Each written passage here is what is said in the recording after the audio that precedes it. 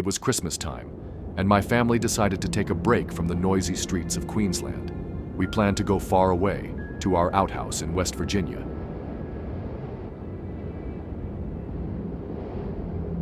After a long drive, we reached the house in the evening. The outhouse was far from the nearest village, about 10 kilometers away. There was a river nearby, and everything around us felt quiet, a little too quiet. The silence was strange, unlike the busy life we were used to.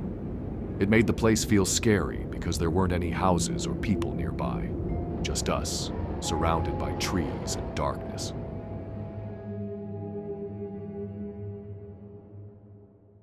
I was standing on the balcony with my brothers, Vicky and Roy. After a while, we got bored and decided to play Monopoly. Dad joined us, and later Mom came too.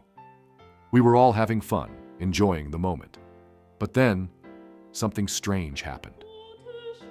Roy suddenly turned down the volume of the Bluetooth speaker. He was listening carefully and said, "Did you hear that?" We all stopped talking. He said he heard footsteps down in the lawn. Dad and I went to the edge of the balcony to check. I didn't hear anything, but Dad's face looked serious, like he had heard something. Without wasting time, we grabbed flashlights and went outside to look around. We checked everywhere, but nothing was there. The gates were still locked, so no one could have come in easily.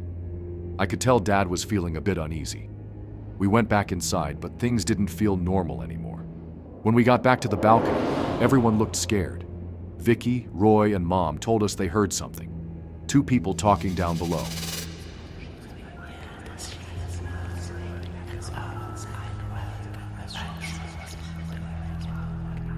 That was enough for us. We locked all the doors and windows and decided to stay inside. Mom and Dad went to their bedroom upstairs, while I stayed alone in my room downstairs. I tried to distract myself by watching Instagram reels on my phone, but I couldn't stop thinking about what had happened. Suddenly, out of nowhere, there was a loud bang on the front door. Someone was knocking hard, so hard it felt like they were trying to break in. At the same time, we heard a man crying loudly, asking for help.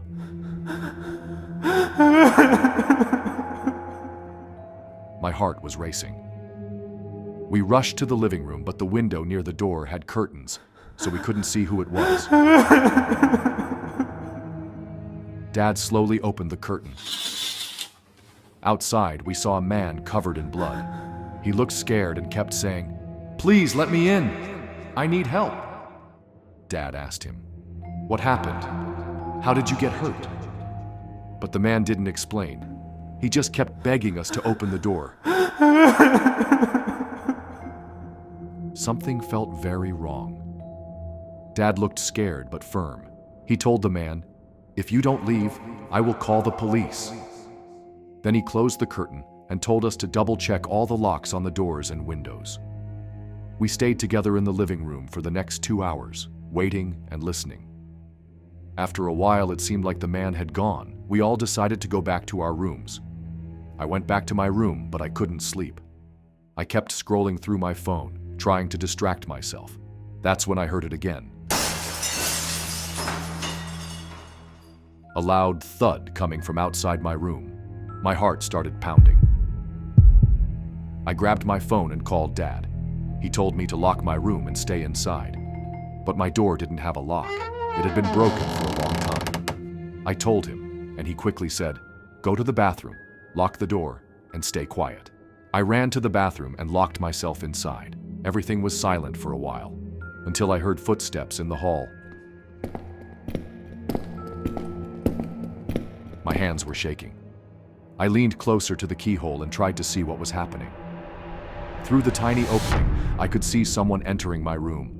He moved slowly, as if he was looking for something. He sat down on my bed, took off one of his shoes, and started shaking it hard, like something was stuck inside.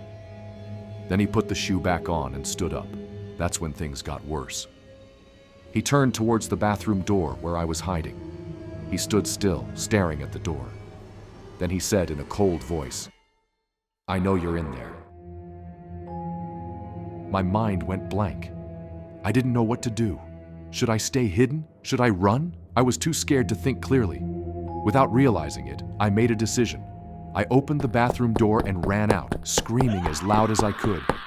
I expected him to chase me, but he didn't move. He just sat there, watching me run. I ran upstairs to my parents' room, locked the door, and stayed there until the police arrived. When they finally came, we checked the entire house. But there was no one there. No broken windows. No signs of anyone breaking in. It was as if the man had vanished into thin air.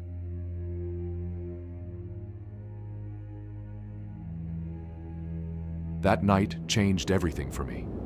Even today, I don't know what really happened. All I know is that on that Christmas night, something or someone came to our house,